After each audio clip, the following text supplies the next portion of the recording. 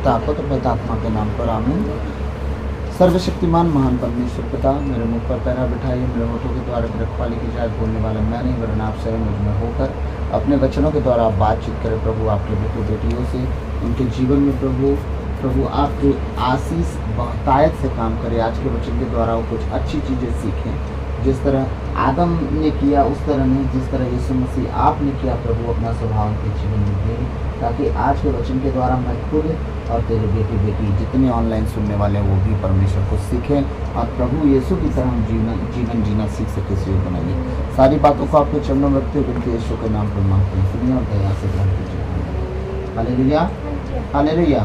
आइए हम देखेंगे 12 बातें आदम और यीशु के विषय में देख रहे थे।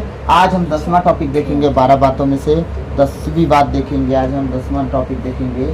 10वां टॉपिक का पहला भाग है आदम ने परमेश्वर को नाराज किया। पहला भाग क्या है बताओ जल्दी से। आदम ने को नाराज किया। ठीक, अब दूसरा भाग क्या है इसका दूसरा भाग है मसीह ने परमेश्वर को प्रसन्न किया। मसीह ने क्या किया? परमेश्वर को प्रसन्न किया, मतलब खुश कर दिया। तो आज का टॉपिक 10वां भाग का 10वां टॉपिक का 2 भाग है। पहला भाग है आदम ने परमेश्वर को नाराज किया, मसीह ने परमेश्वर को प्रसन्न किया। तो आज हम पहला टॉपिक 10वां टॉपिक का पहला भाग देखेंगे जो है आदम ने परमेश्वर को नाराज किया। हम रोमियो अध्याय 5 पद संख्या 5 देखेंगे। हालेलुया। रोमियो 5 का 5 पहले पढ़ेंगे फिर आगे बढ़ेंगे।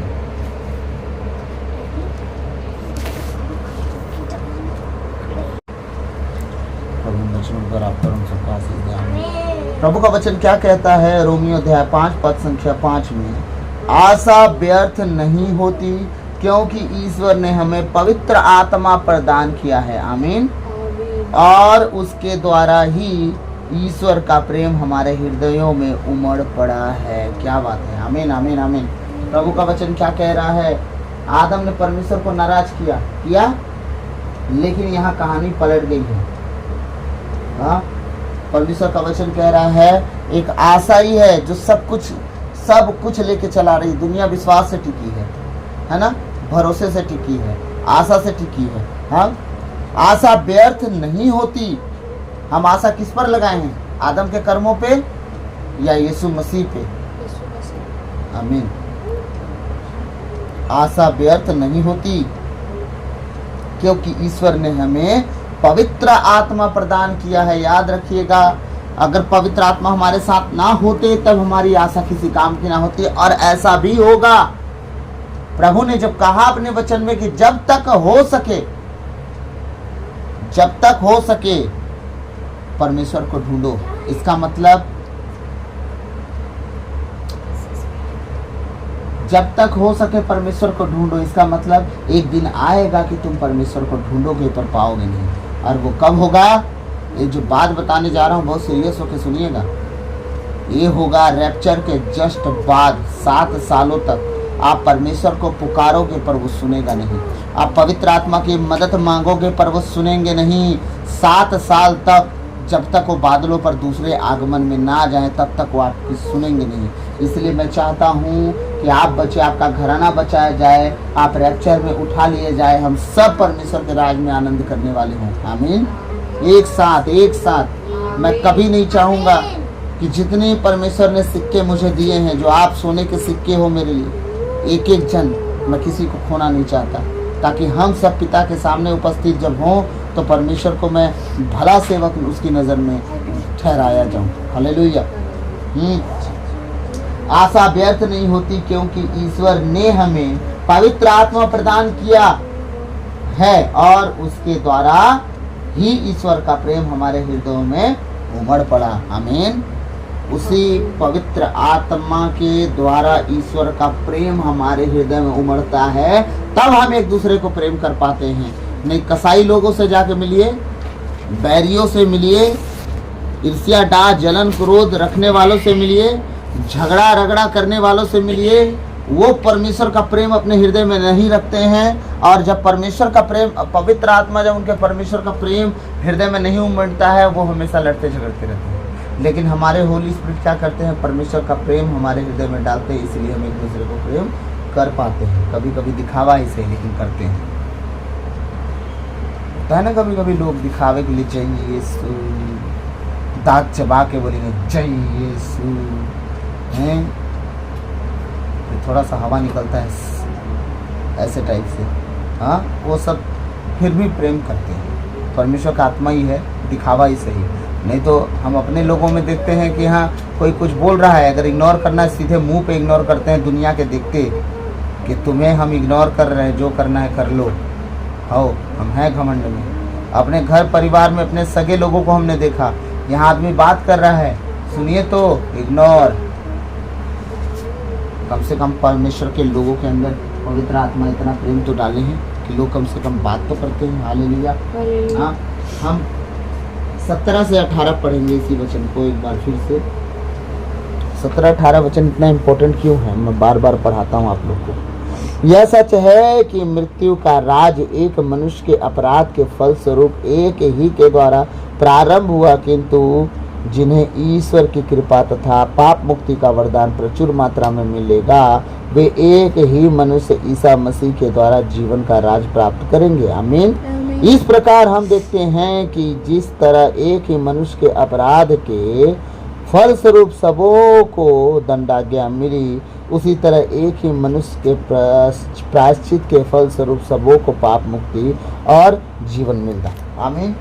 तो कौन ऐसा गलती किया? आदम ने किया। आदम ने क्या किया? परमेश्वर को नाराज कर दिया। और आदम के पाप के कारण परमेश्वर क्या कर दिया? पूरे मनुष्य जाति में क्या किया? मनुष्य जाति में क्या हुआ? मृत्यु आ गई। परमेश्वर को नाराज किया इस कारण से। हालेलुया। उत्पत्ति अध्याय 3 पद संख्या 17 से 24 पढ़ेंगे।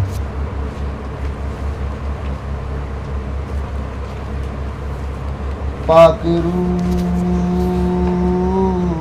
यीशु के करीब ले जा तू,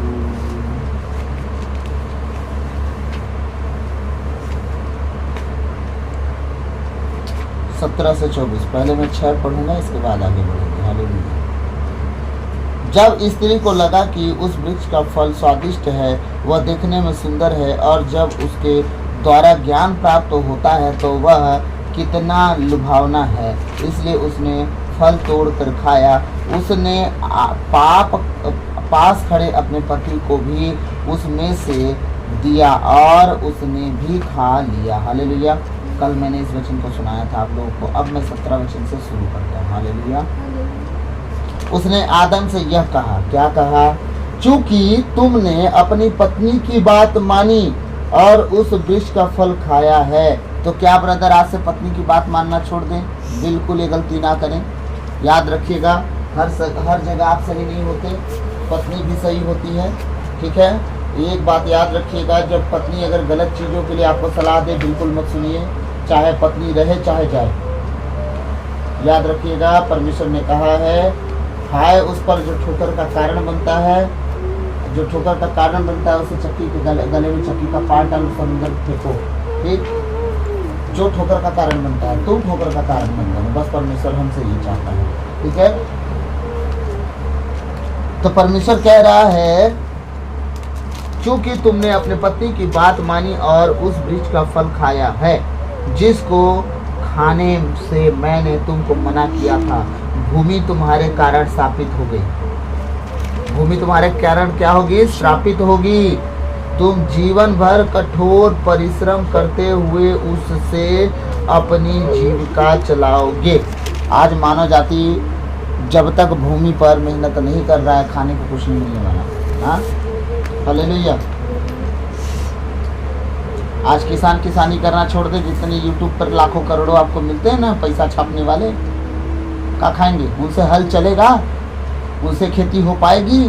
जो फुल एसी में सोते हैं, ठंडी में ब्लैंकेट ओढ़ के, गर्मी में ब्लैंकेट ओढ़ के, बरसात में भी ब्लैंकेट ओढ़ के, वो तो खुद बॉयलर मुर्गा की तरह जीवन हो गया है। हाँ भाई, बॉयलर मुर्गा देसी मुर्गा में फर्क है ना।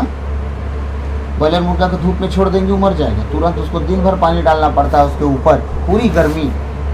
हाँ, जब वो लोग बेचते हैं मुर्गा को, पूरी गर्मी उस पर पानी फेंकते रहते हैं। देसी मुर्गा को पूरी गर्मी, बरसात, ठंडी, उसको कुछ नहीं होता।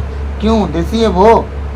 अब आप समझिएगा, जो फार्म में पला हुआ है, जो देसी गांव खेत में पला हुआ है, हाँ, उसका बात ही अलग है। तो अब आप समझिएगा ना, अब हमारे जितने मोबाइल पे दिखने वाले अमीर लोग हैं, अब उनसे आप बोलिए कि जाओ तुम खेती करो, खुद हल चलाओ, हो पाएगा? बस वो किसी से पैसा दे के काम ना करवाएं, और कोई उनका पैसा लेके काम ना करे, कहते खुद कर लो। अभी अंबानी जी को कह दिया जाए कि जितने उनके नौकर चाकर हों, बोल दें अंबानी जी खुद खाना बनाओ और खाओ, अब हम चलते हैं, बाय बाय। क्योंकि आपका पैसा मैं खा के क्या करूँ जब दाना ही नहीं मिलेगा? तो कुछ समझिएगा। अंबानी जी बोलेंगे मैं तुम्हें 15 लाख की सैलरी दे रहा हूँ, चल खेत में हल चला, बोलेंगे खुद चला लो। 15 लाख लेके क्या करूँगा? दाना तो तुम्हारे घर चला जाएगा। मुझे खाना चाहिए भाई, पैसा नोट थोड़ी 500-500 का नोट चबाऊंगा मैं। पैसा रहेगा तो आप खरीद लोगे ही ना। मैं कह रहा हूं किसान अपना अनाज ना दे। अब बोलो, पूरे भारत के लोगों के पास जमीन है? नहीं। कितना खेती कर ले साल भर खाने के लिए? नहीं।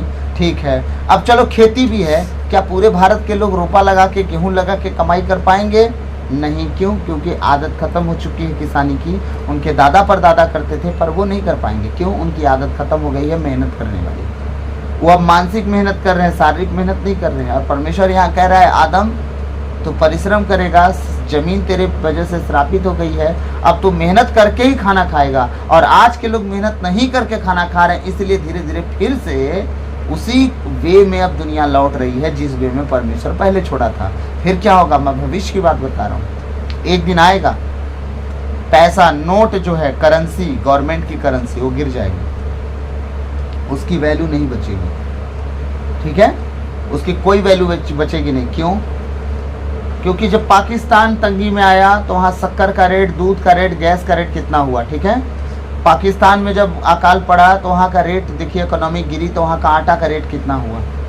समझते जाइए, आटा चोरी होना शुरू हो गया पाकिस्तान में। पैसे का कद्र हुआ, कितने रुपया हो गया?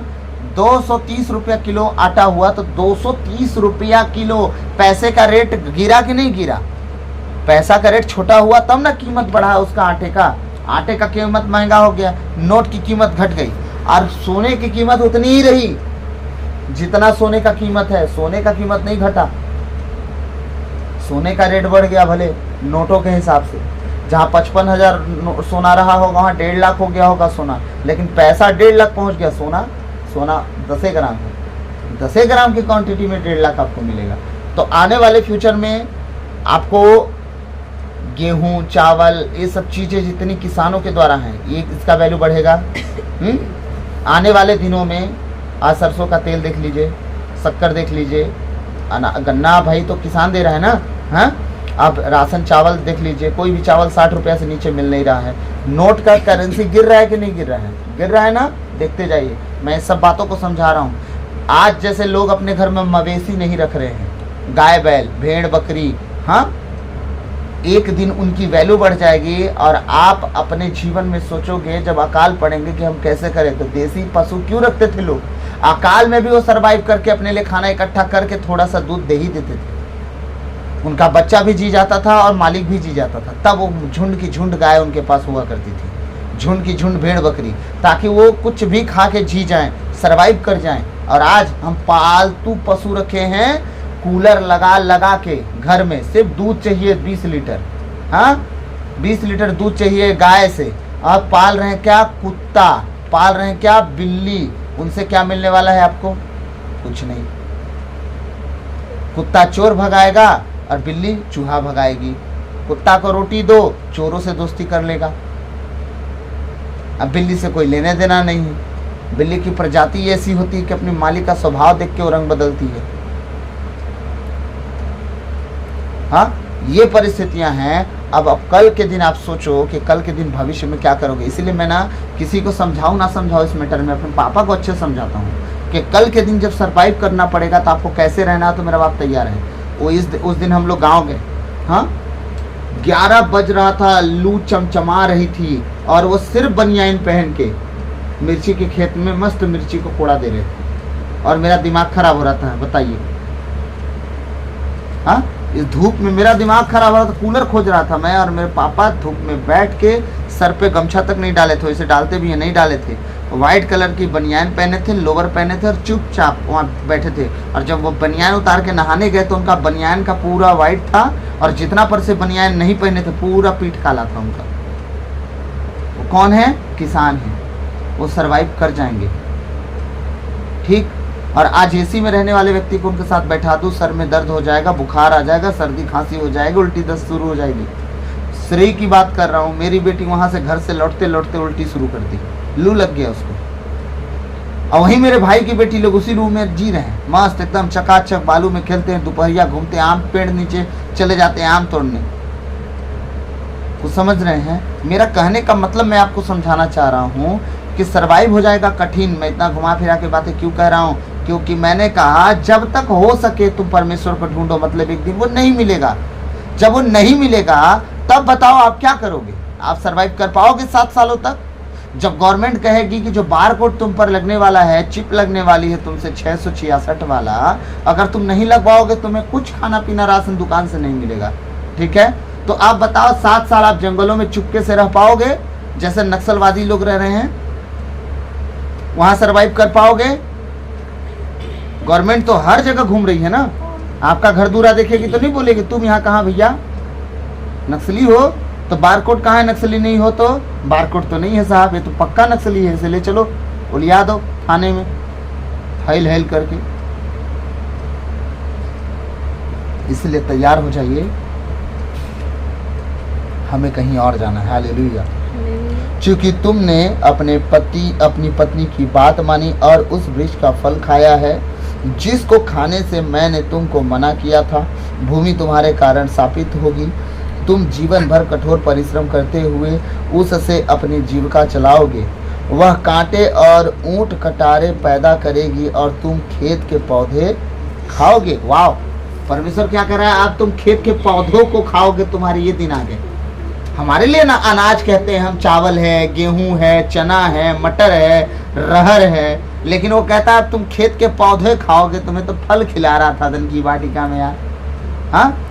अब तुम खेत के पौधे घास खाने आ गए, हाँ? देखिए, जिस गेहूं को हम खाते जानवर खाता है कि नहीं खाता है? खाता है ना। जिस धान को हम खाते हैं जानवर खाता है कि नहीं? पशु खाते हैं कि नहीं खाते? खाता है ना। जिस रहर को, चना मटर को हम खाते, पशु खाते हैं कि नहीं खाते? खाते ना। परमेश्वर देखिए क्या कह रहा है, तुम घास धरती के पौधों को खाओगे, तुम ये दिन आ गए।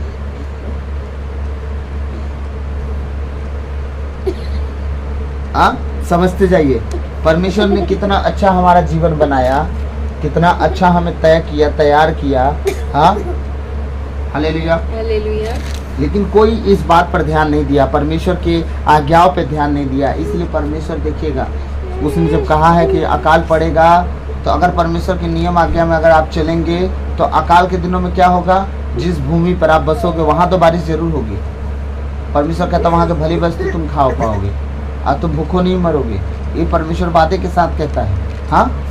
लेकिन जो परमेश्वर के नियम आदेश में नहीं चलेगा वो सब ऊँट कटारे भी नहीं पाएंगे, वो खाली ऊँट कटारे पैदा होंगे और बस, वो कुछ नहीं मिलने वाला नहीं। हालेलुया। तुम तब तक पसीना बहाकर अपनी रोटी खाओगे जब तक तुम उस भूमि में नहीं लौटोगे। क्या रहा है परमेश्वर? जब तक उस धरती पर तुम जीवित रहोगे, जब तक तुम उसमें पसीना बहा के खाओगे। कब तक? जब तक तुम उस धरती से जहाँ से तुम बनाए गए वहाँ मिल ना जाओ।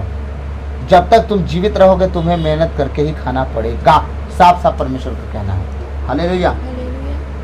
जिससे तुम बनाए गए हो, क्योंकि तुम मिट्टी हो और मिट्टी में मिल जाओगे। हालेलुया।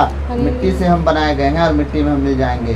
पुरुष ने अपनी पत्नी का नाम हेवा रखा क्योंकि वह सभी मानव प्राणियों की माता है। हालेलुया। प्रभु ईश्वर ने आदम और उसकी पत्नी के लिए खाल के कपड़े बनाए और उन्हें पहनाया। खाल के कपड़े, वहां भी मेमना बलिदान हुआ, वहां भी बलि किया परमेश्वर। ताकि ये इनको पाप का पश्चाताप इनको बताया जाए कि तुम्हारे पाप के कारण मैं तुम्हें मार नहीं रहा हूँ, बल्कि एक मेमना बलि कर रहा हूँ, और उसी मेमने के वस्त्र चमड़ी को उधेड़ के तुम्हें वस्त्र पहना, तुम्हारी नग्नता को मैं ढक रहा हूँ उस मेमने के वस्त्र के कारण, उसके चमड़े के कारण, उसके शरीर के एक खाल को उधेड़ के मैं तुम्हें पहना रहा हूँ। मतलब तुम्हारी नग्नता को उस मेमने के कारण ढक रहा हूँ और तुम्हारे पश्चाताप के लिए मैं उसे बलि कर रहा हूँ। तो पाप बलि यहाँ से शुरुआत हुई। हालेलुया। हाँ, आगे प्रभु ईश्वर ने आदम और उसकी पत्नी के लिए खाल के कपड़े बनाए और उन्हें पहनाया। उसने कहा, भले बुरे का ज्ञान का प्राप्त कर मनुष्य हमारे सदृश बन गया है। परमेश्वर ने क्या कहा? भले बुरे के ज्ञान के वृक्ष का फल जब खाया आदम और हिवा ने, परमेश्वर कहता है ये लोग ना हमारे सदृश, मतलब जिस तरह हम हैं उस तरह ये लोग भी बन गए। इनके विचार हमारे विचार मेल करने लगे। हाँ, मैंने स्वरूप में बनाया था लेकिन बुद्धि मेरे पास थी, अब इनके पास भी हो गई। हालेलुया। भले बुरे का ज्ञान प्राप्त कर मनुष्य हमारे सदृश बन गया है।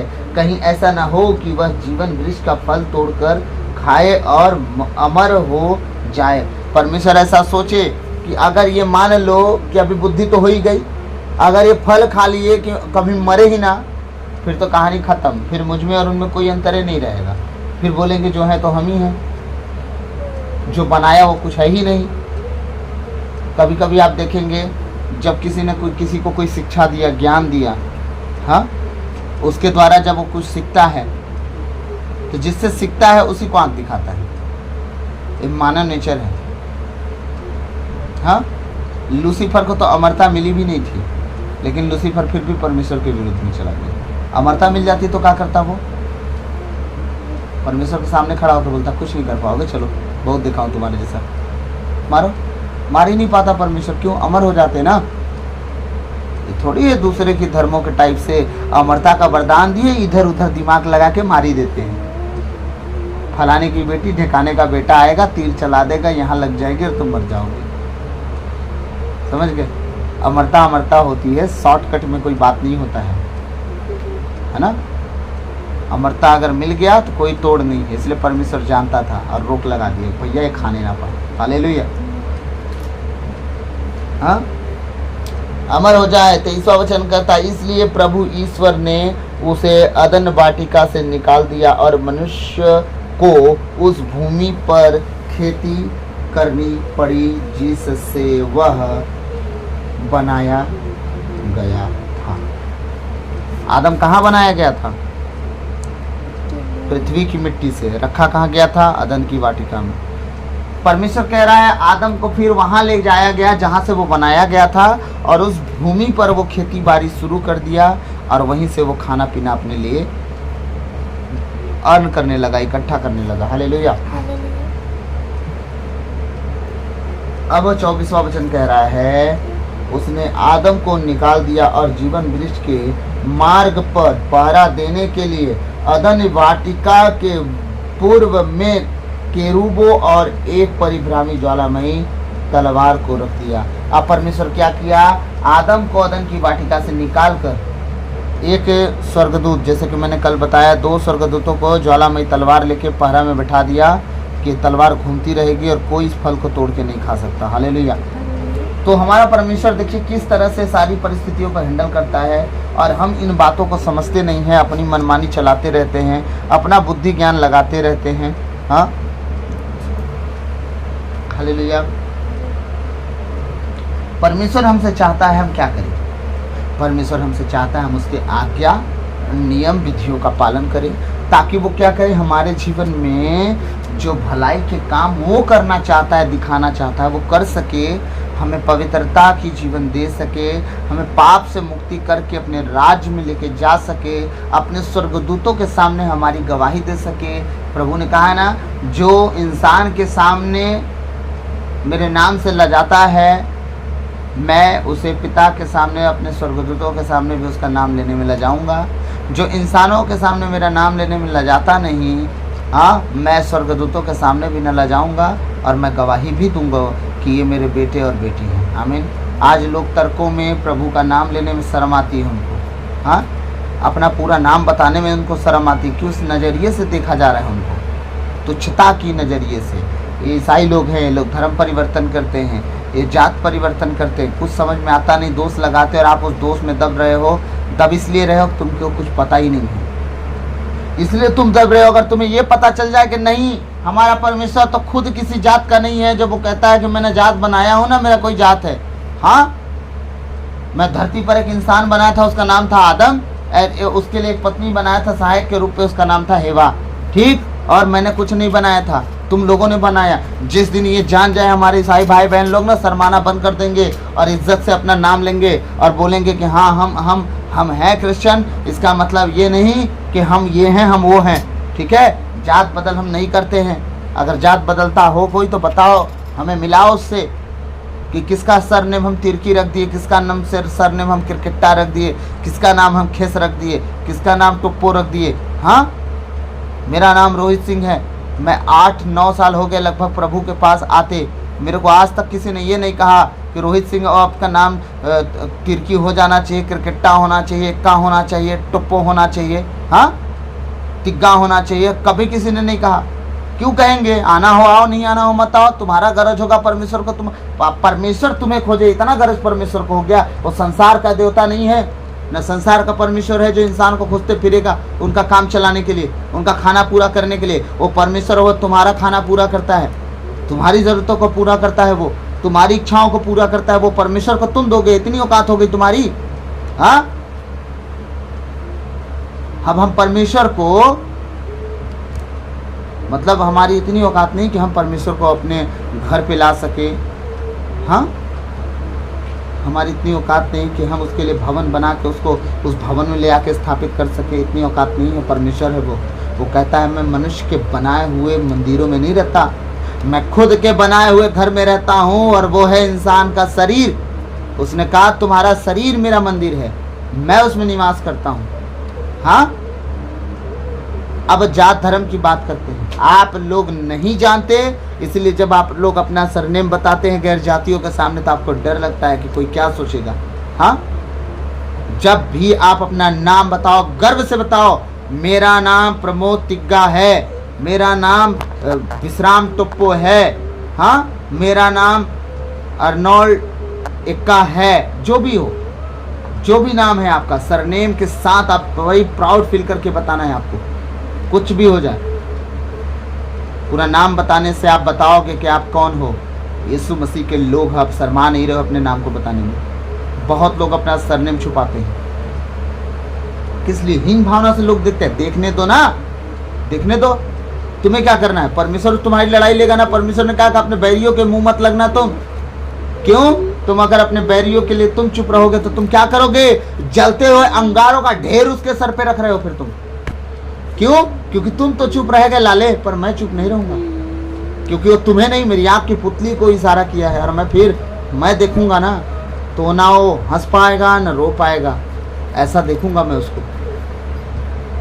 मैं फूलने के लिए, डिंग मारने के लिए, लंबा चौड़ा हाँकने के लिए गवाही नहीं देने जा रहा हूँ जो दे रहा हूँ। मैं ये बताना चाह रहा हूँ कि अगर मुझ जैसे गैर जाति के जीवन में हमारा परमेश्वर ऐसे ऐसे काम कर दिया है जिसका आप लोग को बता नहीं सकता, बयान नहीं कर सकता मैं, लेकिन शायद थोड़ा बहुत एक्सप्लेन करूँ तो आप समझ जाओ।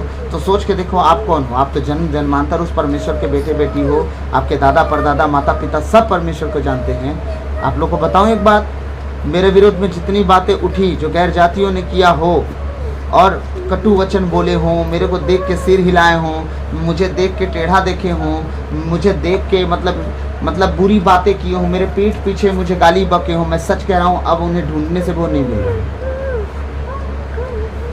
तो भैया आप गायब करवा दिए क्या? नहीं भाई, खुदा ने कहा तू मेरी आँख की पुतली के विषय में बोल कैसे दिया। अब खुदा उन्हें जब छेड़ा है ना, उन्हें मैं ढूंढ रहा हूँ पर वो मिल नहीं रहे। कुछ लोग थे जो मेरे विरोध में बहुत षड्यंत्र रचे, बहुत बातें बोले, बहुत कुछ बकवादी किए, हाँ, बहुत लड़ाई झगड़ा करने की मुझसे कोशिश की। मैंने उनके सवाल का जवाब नहीं दिया, एक भी जवाब नहीं दिया। वो मुझसे लड़ना चाहे, भिड़ना चाहे, हाँ, चिढ़ना चाहे, हाँ। प्रभु का वचन कहता है जिस तरह ईसायास नबी के ग्रंथ में अध्याय 41 के पद संख्या 11 में, देख जो तुझसे क्रोधित हैं वे सब लज्जित होंगे, जो तुझसे झगड़ते हैं उनके मुंह काले होंगे और वे नष्ट होकर मिट जाएंगे। जो तुझसे लड़ते हैं उन्हें ढूंढने पर भी तू न पाएगा। जो तुझसे युद्ध करते हैं वे नष्ट होकर मिट जाएंगे, क्योंकि मैं तेरा परमेश्वर हूँ। हाँ, तेरा दाहिना हाथ पकड़कर कहूँगा मत डर, मैं तेरी सहायता करूँगा। आमीन। तो ये हमारा परमेश्वर है, ये हमारे साथ ऐसे चलता है। यार बात आप समझो, परमेश्वर है वो, परमेश्वर भूलना नहीं, परमेश्वर है वो। तुम्हारे घर में दुनिया की कोई ताकत होगी, उस ताकत से बढ़ के है वो। हाँ, परमेश्वर है वो, परमेश्वर, उसकी थोड़ी वैल्यू समझो आप। मैं एक दिन ऑनलाइन डालूंगा मैसेज, परमेश्वर है कौन, वो क्या कर सकता है, वो कितना सामर्थ्य है। मैं इसके बाद कोई और चीज बताऊंगा आपको, परमेश्वर को पहले बताऊंगा। इस टॉपिक को खत्म होते के साथ परमेश्वर के विषय में आपको बताऊंगा कि परमेश्वर है कौन। जब आप जानोगे ना पूरी रीति से कि परमेश्वर, आप जानते भी हो, ऐसा नहीं जानते, लेकिन जब जान जाओगे उसका लेवल कितना बड़ा है, तब आप कहना कि परमेश्वर क्या कर सकता है और आज तक क्या क्या कर दिया है। याद रखिएगा, जब वो परमेश्वर है, जब वो कहता है कि तुम्हारे बैरी लोगों का हालत खराब कर दूंगा, तो कर देता है। और ये मैं जीता जाता गवाह हूँ। मैं जहाँ पे रहता हूँ अनावश्यक लोग मुझसे बैर रखते हैं। क्यों? क्योंकि शैतान मुझे उकसाना चाहता है उनके अंदर घुस के कि मैं उनसे झगड़ूं। क्यों झगड़ूंगा? है मैं क्यों झगड़ूंगा? मैं जानता हूँ मेरे बोलने से क्या होगा, लड़ाई झगड़ा होगी, मैं उन बातों में उलझूंगा, मैं डिप्रेशन में जाऊंगा, मैं शैतान की बातों में उलझ के परमेश्वर से अलग होके खाली उन लड़ाई झगड़ों के विषय में फंसूंगा। फिर मैं जाऊंगा, फलाने को फोन करूंगा, आइए थाने वाले, इनको भाई समझाइए, फालतू काम से लड़ झगड़ रहे हैं। ये सब करने का मेरे पास नहीं है समय। क्यों? मेरा परमेश्वर जीवित है और मेरा न्याय वो कर सकता है। जब वो मेरा न्याय कर सकता है तो मैं दुनिया को क्यों गुहार मारूंगा, मेरा न्याय करो। उसने कहा बस तुम चुप हो जाओ, जो तुम्हें कुछ भी बोलता है बस तुम चुप हो जाओ, तुम्हारे हृदय को ठेस पहुंचाता है बस तुम चुप हो जाओ, तुम्हारी लड़ाई मैं लड़ूंगा। जब वो कहता है तुम चुप हो गए, तो तुम चुप नहीं रहे, तुम अपने बैरियों के सर पे जलते हुए अंगारे इकट्ठा कर दिए हो। अब वो जलेंगे, खाली जलेंगे, लेकिन समझ नहीं पाएंगे जल कहाँ से रहे हैं। तब वो भागना शुरू करेंगे उन जगहों को छोड़ छोड़ के जिन जगहों से खड़े होकर तुम्हारा विरोध कर रहे थे। जस्ट हम दूध लेके आ रहे थे, उसमें एक आदमी दारू पी के हमारे गांव के नाम से चिल्ला रहा था। ठीक, हम शाम को 5:30 बजे दूध लेके आए हैं, रात को 9 बजे उसे कोई पीट रहा है और मेरे ही घर के पास आके रो रहा है रोड में, गुहार मार मार के। और उसकी आवाज में पहचान लिया। मैं प्रभु को धन्यवाद दिया, ना आनंदित हुआ ना खुशी, क्योंकि परमेश्वर ने कहा है जब तुम्हारा बैरी सताया जाए तो उसके प्रति तुम आनंदित मत होना। ठीक है, उसके लिए बल्कि प्रार्थना करते रहना है। जितना सजा मुझे देना है मैं दूंगा और उसको सुधार दूंगा। मैं सच कह रहा हूँ, तो यही घर के पीछे रोड है, उस रोड के पास आके खूब गुहार मार मार के रो रहा था और पिटाया था। ठीक है, क्योंकि मैंने उसके लिए कुछ नहीं कहा, मेरा परमेश्वर उसके सर पे अंगारे लगा दिया और उसका लेखा ले लिया। मेरे साथ संदीप भी था। संदीप बोलता है भैया मन तो कर रहा था 2-4 हाथ थमाओ इसको। मैं बोला तुमको तो मन कर रहा, मैं कब का पीट दिया होता। प्रभु को जानता हूँ इसीलिए तो कुछ नहीं बोला। हाँ, क्योंकि इससे पहले जब मैं प्रभु को नहीं जानता था कितनों को ठीक कर दिया, उनके कान से खून फेंका गया, इतना पीटा हूँ। यही दारू पियाई के चक्कर में मेरे हाथ से मार खाए, नाली में गिरा गिरा के मारा हूँ। एक जन तो पतले थे, उनको इतना पीटा को मोटे हो गए, उनके गाल फूल गए, इतने थप्पड़ मारा हूँ, 60-70 झापड़ मारा गाल पे में, और दारू पियाई के चक्कर में, बल्कि ज्यादा ही मारा हूँ। आधा घंटा तो थप्पड़ मारा हूँ उनको बैठा के, उसको खड़े करके, गिरा के, उठा के, जैसे बना वैसे थप्पड़ मारा हूँ, खाली झापड़े झापड़, मुँहे मुँह। जब वो बोलता था तो मारता था, नहीं बोलता था तो मारता था, इतना मारा हूँ। तो अब परमेश्वर जब कहता है तुम्हारी लड़ाई मैं लड़ूंगा, अब मैं वचन जाना, पहले नहीं जानता था, लड़ता था गैर जातियों की तरह। अब जब मैं वचन जान के भी लड़ूं तो मुझ में गैर जातियों में क्या फर्क है? परमेश्वर ने नहीं कहा पुराने स्वभाव में जीने के लिए हमें, उसने कहा पुराना स्वभाव छोड़ देना। याद रखिएगा, जब हम पुराने स्वभाव से बाहर निकलते हैं,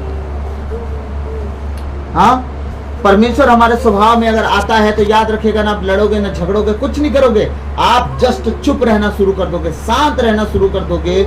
आप जब जब चिड़चिड़ाओगे, भुनभुनाओगे, कुटकुटाओगे, परमेश्वर उन बैरियों को कभी नहीं हटा पाएगा, क्योंकि आप अपनी लड़ाई खुद लड़ रहे हो। ठीक है, जिस दिन आप जस्ट शांत रहना शुरू कर दिए, लड़ना झगड़ना चिड़चिड़ाना बंद कर दिए, खुदा एक्शन में आ जाता है। और खुदा जब एक्शन में आता है फिर वो लोग आपके ढूंढने से नहीं मिलते। या तो सुधर के रहेंगे, आपके बीच में अगर रहेंगे तो, अगर कंडीशन है वो कहीं नहीं जा सकते, सुधर के रहेंगे। अगर कंडीशन है कि वो हट सकते हैं और कल के दिन फिर आपको तंग करेंगे, खुदा उठा के फेंकेगा, कल तंग करने वाले नहीं मिलेंगे। वो अपना सोचते हैं हम उपाय निकाले हैं, लेकिन वो भूल जाते हैं खुदा तुम्हारे लिए उपाय निकाला है, तुम निकलो यहां से। ये है हमारा परमेश्वर। इसीलिए आदम की लीक पर कभी मत चलो, प्रभु यीशु मसीह के लीक पर चलो, तुम्हें जय मिलते रहेगा जिस तरह प्रभु यीशु को जय मिला। एक बात याद रखिएगा, मैं जो बातें बताने जा रहा हूँ बहुत इंपॉर्टेंट है। आप अपने से नीचे स्तर के लोगों के साथ जब उठते बैठते हो, नीचे स्तर का मैं जाति का बात नहीं किया, बहुत ज्यादा दिमाग मत लगा लीजिएगा सब लोग, है ना। मैंने कहा परमेश्वर के वचन की बुद्धि, ज्ञान, आराधना, स्तुति का ज्ञान अगर उस व्यक्ति में नहीं है, वो ठट्ठा करने वाला, नशा करने वाला, व्यभिचार करने वाला अगर व्यक्ति है, उसके साथ अगर उठना बैठना आपका है, तो याद रखिएगा प्रभु ने कहा है बुरी संगति अच्छी चाल चलन को बिगाड़ देती है। तो आप क्या करोगे पता है, आप उसके संगति में रह के अपना अच्छा आत्मिकता खराब कर लोगे। इसलिए मसीही जीवन में, मसीही जीवन का एक सच्चा और एक फाइनल कट क्या है पता है, उन व्यक्तियों के साथ संगति करो जो तुमसे आत्मा में ऊंचे हैं। उन व्यक्तियों के साथ संगति करो जो प्रभु के साथ एकदम उतावली से नहीं, स्थिर होकर आगे बढ़ रहे हैं। उन व्यक्तियों के साथ मिलो जो बढ़ना चाहते हैं, जुड़ना चाहते हैं। उन व्यक्तियों के साथ जुड़ो, उठो बैठो, जो प्रार्थना का महत्व जानना चाहते हैं, उन्हें सीखने की जरूरत है। उनके साथ आप चलो, आप भी बढ़ोगे, उन्हें भी बढ़ा पाओगे। और जो बढ़े हुए लोग हैं उनके साथ चलोगे तो सबसे फायदा ये है कि जिस तरह वो बढ़े आप बढ़ोगे। और लास्ट में क्या बढ़ने की बातें होती हैं, यीशु मसीह के साथ। यीशु मसीह का साथ जीने वाला व्यक्ति क्या करता है, स्वर्गीय जीवन जीने की तैयारी करता है। तो यीशु मसीह के साथ हम जीने की क्यों बात करते हैं, क्यों उसके साथ प्रार्थना करने की बात करते हैं, क्यों उसके साथ उठने बैठने की बात करते हैं, क्यों उसके साथ चलने फिरने की बात करते हैं, ताकि हमारा सबसे ऊंचा लेवल का अगर कोई व्यक्ति है तो वो यीशु मसीह है। और जब यीशु मसीह के साथ आप चलना फिरना उठना बैठना शुरू कर देते हैं तो आप जान जाइए वो है कौन, वो पिता का बेटा है। और पिता का वो अगर बेटा है तो हमें भी वहीं लेके जाने की चाहत रखता है जहाँ वो जाता है। लेकिन संसार के लोगों के साथ जब हम उठते बैठते हैं तो वो संसार के लोग शैतान के संतान हैं और वो भी शैतान की ओर हमें खींचते हैं। हालेलुया। तो प्रभु इस बात के द्वारा आप सबको सद्बुद्धि दे, ज्ञान दे और अपना जीवन आप प्रभु के वचनों के अनुसार उसके लोगों के साथ उठ बैठ के चल फिर के जीना सीखें। प्रभु आज के वचन के द्वारा हम सबको आशीष दें, आमीन। आइए हम अंतिम प्रार्थना में जाएंगे। सर्वशक्तिमान महान परमेश्वर पिता, मैं आपको धन्यवाद देता हूँ, राजाओं के राजा, प्रभु के प्रभु, प्रभु यीशु मसीह, पिछली रात के लिए, आज के दिन के लिए, इस शाम रात के लिए पिता हम धन्यवाद देते हैं कि आपने अब तक हमें जीवित, सुरक्षित और अचानक मरण से बचाया, हर अप्रिय घटना से, हर दुर्घटना से, हर एक्सीडेंट महामारी से बचाया, उसके लिए धन्यवाद पिता। आज तक जो भी हमसे मन वचन कर्म से अपना कर्तव्य पूरा ना करने से जो हमसे पाप गुनाह हुआ हो, उसके लिए हमें क्षमा कीजिए, दया कीजिए, कृपा कीजिए, हमें दंड ना दीजिए, हमारे कर्ज गुनाह अपराध क्षमा कीजिए, ताकि हम आपके कहे अनुसार जीवन जिए, पाप गुनाह से दूर रहें, पवित्रताई और खराई में चल सके, इस योग बनाइए प्रभु। इस घर को, अपने आप को, अपनी पत्नी बेटी को, अपने घर परिवार को और अपने जितने स्पिरिचुअल सन डॉटर हैं उन सबको, और प्रभु विशेषकर जितना आज वचन सुनने वाले प्रभु ऑनलाइन हैं उन सबको आपके बलवंत हाथों में देता हूँ प्रभु। अपने लहू में छुपाइए और पवित्र खरा जीवन जिए, पाप गुनाह से दूर रहें प्रभु, आपके कहे अनुसार वो जीवन जिए। परमेश्वर इस योग बनाइए प्रभु, हम प्रार्थना करते हैं यीशु मसीह के नाम से। प्रभु दया कर, दया कर, दया कर। हे अब्राहम, इसहाक, इजराइल के परमेश्वर, उनके जीवन के लिए, उनके घर के लिए, उनके परिवार के लिए, उनके शरीर प्राण आत्मा के लिए, उनकी आर्थिक मानसिक और शारीरिक हर एक परिस्थिति के लिए और विशेषकर सांसारिक परिस्थिति पर परमेश्वर नियंत्रण कर। प्रभु धन्यवाद, धन्यवाद, धन्यवाद देते हैं राजाओं के राजा, प्रभुओं के प्रभु, प्रभु यीशु मसीह। ओ प्रभु आपकी स्तुति हो, स्तुति हो, स्तुति हो, महिमा हो, प्रशंसा हो, बड़ाई हो। हर बीमारी यीशु मसीह के सामर्थ्य नाम से खत्म हो, हर गरीबी यीशु मसीह के नाम से खत्म हो, हर वो रोग जो परमेश्वर आपकी ओर से नहीं है, शैतान ने शरीर पर अधिकार दिया और रोग दिया, यीशु मसीह के नाम से हर उस व्यक्ति के अंदर से खत्म हो जो परमेश्वर का है। पिता मैं प्रार्थना करता हूँ हर वो परिस्थितियाँ बदले इनके जीवन से, इनके घर परिवार से जो आज तक खराब हैं। परमेश्वर पिता मैं प्रार्थना करता हूँ कोई भी ट्रबल इनके जीवन का हिस्सा नहीं, गरीबी इनके जीवन का हिस्सा नहीं, बीमारी, सिकनेस, कोई भी परमेश्वर आर्थिक तंगी इनके जीवन का हिस्सा नहीं हो। परमेश्वर अपने लहू से इन्हें छुपा। परमेश्वर तेरे कोड़े खाने से जितने बीमार हैं, चंगे हुए हैं, तेरे लहू बहाने से जितने परमेश्वर पाप गुनाह के द्वारा फंस जाते हैं या फंस गए हों, परमेश्वर उन्हें तू छुड़ा, परमेश्वर आज़ाद कर और क्षमा कर परमेश्वर, ताकि तेरे राज के योग्य जीवन जी सके।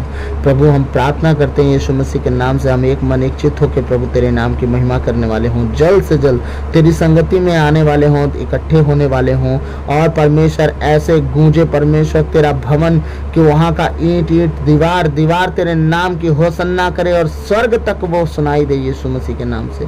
पिता मैं धन्यवाद देता हूँ, अपने भवनों को ओपन कर, जल्द से जल्द अपने अगुओं का मन हृदय बदल परमेश्वर, ताकि वो तेरे भवन में तेरे नाम की महिमा होने दे परमेश्वर। पिता मैं प्रार्थना करता हूँ यीशु मसीह के नाम से उनके जीवन को बदल, और परमेश्वर मैं प्रार्थना करता हूँ तानाशाही खत्म है इस धरती पर से परमेश्वर, और तेरा राज है खुदावन। मैं प्रार्थना करता हूँ अपने देश भारत के लिए पिता, यहाँ पे भी परमेश्वर तू गवर्नमेंट बनाने में अपना नियंत्रण ले, जो तेरी इच्छा हो वो पूरी हो।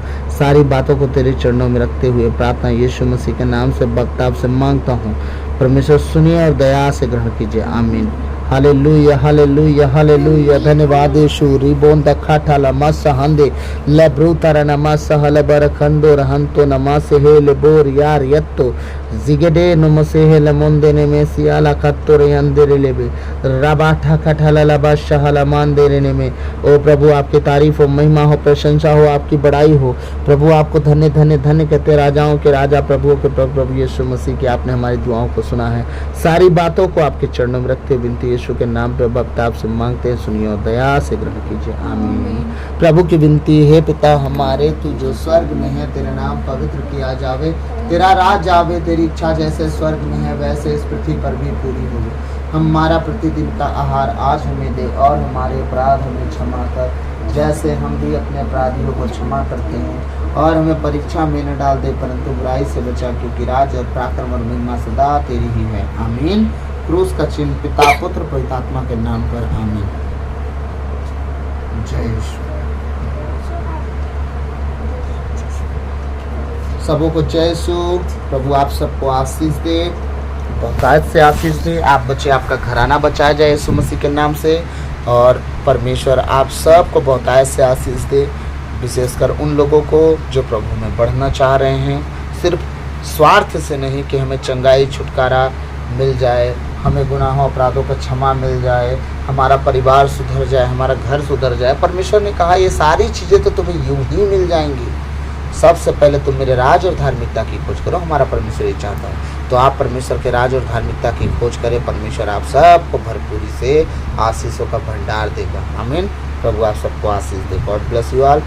सब प्रभु आशीष में बने रहें और प्रभु बढ़ते जाएं, और बहुत से लोगों को वचन को शेयर करें, क्योंकि मैं शुरुआत किया हूँ। देखिए मैं आप सबसे कह रहा हूँ, बहुत अच्छे से शुरुआत करना तो मुझे नहीं आया है, क्योंकि जिस तरह हम चर्च में वचन सुनते हैं, ऑनलाइन वो वचन नहीं हो पाता है, क्योंकि परमेश्वर चर्चों में अपने बेटे बेटियों का शकल देख के वचन के द्वारा बातचीत करता है। ऑनलाइन तो हम किसी को देखते नहीं, इसीलिए जो वचन है उसे बस हम जस्ट बोलते ही हैं, बस बात खत्म। लेकिन जब हम ऑफलाइन होते हैं, कलीसिया में होते हैं, तो वहाँ की बात अलग होती है। तो प्रभु जल्द से जल्द हमारे लिए रास्ता ओपन करे, ताकि हम कलीसिया में जब वचन शेयर करें और ऑनलाइन डालें, तो एक एक जन उन वचनों का महत्व और विस्तार से समझ पाए। तो प्रभु आप सबको आशीष दे। God bless you. सबको जय यीशु।